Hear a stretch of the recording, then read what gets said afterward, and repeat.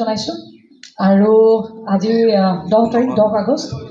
আৰু আমি এটা বিশেষ কাৰ্যসূচী লৈছোঁ সকলোৱে ইতিমধ্যে গমেই পাইছে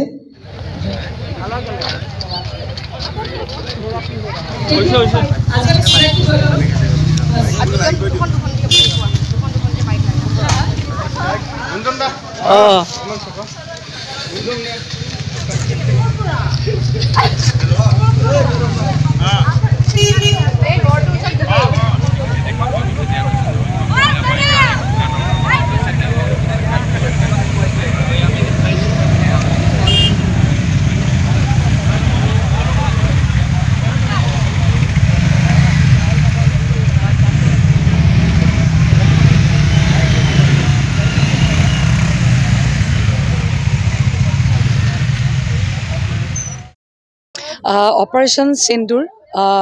এই গোটেই প্ৰক্ৰিয়াটোত সন্মুখৰ পৰা নেতৃত্ব দি সমগ্ৰ বিশ্ববাসীৰ সন্মুখত শক্তি আৰু সামৰ্থ্যৰ আভাস দিয়া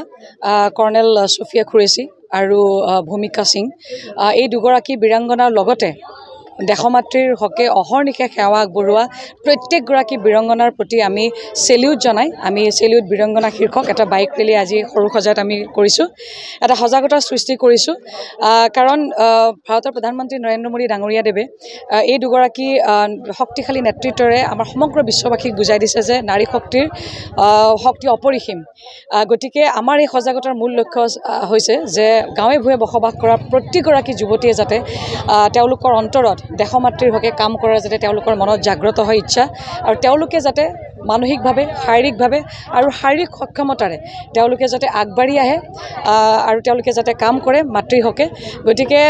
আমি আজি বাইক ৰেলীটো এই কাৰণেও কৰিছোঁ কাৰণ ইয়াত বেছিভাগ আমাৰ ফিমেল বাইকাৰ্ছ আছে যে বাইক আচলতে বাইক বা কাৰ বা যি বাহনে নহওক কেলে চলালে আত্মবিশ্বাস বাঢ়ে গতিকে আমি মেক্সিমাম ফিমেল বাইকাৰ্ছখিনিক লৈ পেলাই আমি এই সজাগতাটো কৰিবলৈ যত্ন কৰিছোঁ গতিকে মোৰ আশা মোৰ ইচ্ছা যে কাম্যৰ জৰিয়তে আমি সদায় মহিলাসকলৰ সবলীকৰণৰ ক্ষেত্ৰত কাম কৰি গৈ আছোঁ আগন্তুক দিনতো কাম কৰি যাম সকলোৰে আশীৰ্বাদ বিচাৰিছোঁ